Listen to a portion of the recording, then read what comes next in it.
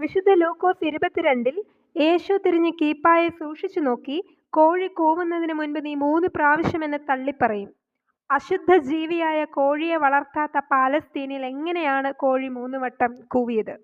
യഹൂദന്മാർ കോഴിയെ വളർത്തിയിരുന്നില്ല, കാരണം കോഴി അവർക്ക് നിഷിദ്ധവും അശുദ്ധവുമായ പക്ഷിയായിരുന്നു. റോമാക്കാരും കോഴിയെ വളർത്തിയിരുന്നില്ല.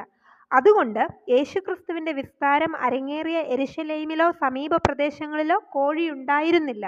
കോഴി കൂവുന്നതിനെപ്പറ്റി ക്രിസ്തു പറഞ്ഞ വാചകം സെപ്റ്റുജിന്റ് എന്ന വേദപുസ്തകത്തിൽ അലക്സാത്രോഫോണിയോ എന്നാണ് പ്രയോഗിച്ചിരിക്കുന്നത്.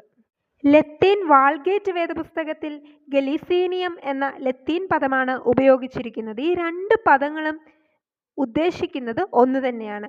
കാവൽ നിൽക്കുന്ന പട്ടാളക്കാർ ജോലി സമയം മാറുന്നതിന് വേണ്ടി ഊതുന്ന ബ്യൂഗിൾ ശബ്ദമാണ് ഗലീസീനിയം. ഇത് രാത്രി 9 മണിക്ക് ഒന്നാമതും അർദ്ധരാത്രി 12 മണിക്ക് രണ്ടാമതും വെളുപ്പിന് 3 മണിക്ക് മൂന്നാമതും രാവിലെ 6 മണിക്ക് നാലാമതും ഊതുക അവിടെ പതിവായിരുന്നു.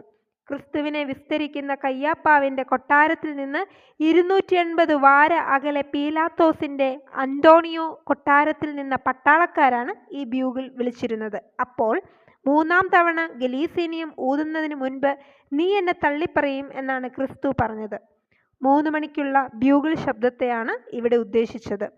അലക്സത്രോഫോണിയോ എന്ന ഗ്രീക്ക് പദത്തിന് പൂവൻ കോഴിയുടെ കൂവൽ എന്നുകൂടി അർത്ഥമുള്ളതിനാലാണ് മലയാള തർജിമയിൽ 3-ാമത്തെ ബ്യൂഗിൾ ശബ്ദമെന്ന് പറയുന്നതിനു പകരം 3-ാം വട്ടം കോഴി കൂവുന്നതിന് മുൻപ് എന്ന് തർജിമ ചെയ്തത്. ഇന്ത്യയിലെ ക്രിസ്ത്യാനികളുടെ വീടുകളിൽ കോഴി പരിചിതമായതിനാൽ നാം അത് പൂവൻ കോഴിയുടെ കൂവലായി പഠിക്കുകയും തർജിമ ചെയ്തത് പഠിപ്പിക്കുകയും ചെയ്യുന്നു. ന്യൂ കിങ് ജെയിംസ് വേർഷനിൽ ഇങ്ങനെ പറയുന്നു: before the rooster crows you will deny me 3 times. എന്നാൽ ബാർക്ലേയിൽ ഇങ്ങനെ പറയുന്നു: everyone in Jerusalem must have known that trumpet call at 3 AM.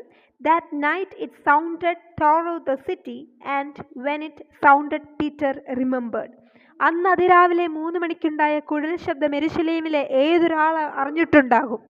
ആ രാത്രിയിൽ നഗരത്തിൽ ആ ശബ്ദം അലയടിച്ചു. ആ ശബ്ദമുണ്ടായപ്പോൾ പൗലോസ് ഓർമ്മിച്ചു.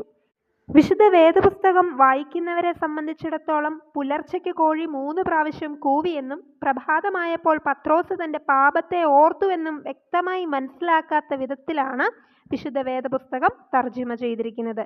വേദപുസ്തകം ആക്ഷരികമായി വ്യാഖ്യാനിക്കുകയും പഠിപ്പിക്കുകയും ചെയ്യുന്നവർക്ക് തെറ്റുപറ്റാവുന്ന ഒരു ഭാഗമാണിത്. ഇവിടെ ക്രിസ്തു പത്രോസിന്റെ പാപത്തെ ബോധ്യപ്പെടുത്തി എന്നുള്ളതും പത്രോസ് തന്റെ പാപത്തെ ഓർത്തിട്ട് വർദ്ധിച്ച സങ്കടത്തോടെ പൊട്ടിക്കരഞ്ഞുവെന്നുമുള്ളതുമാണ് ഈ ഭാഗത്തെ പ്രധാന വസ്തുത. 3 വട്ടം തള്ളിപ്പറഞ്ഞിട്ടും കർത്താവിനെ പിൻപറ്റാൻ കാണിക്കുന്ന വ്യഗ്രത വഴിയായി പത്രോസ് വിശ്വാസത്തിൽ സ്ഥിരപ്പെടുന്നു.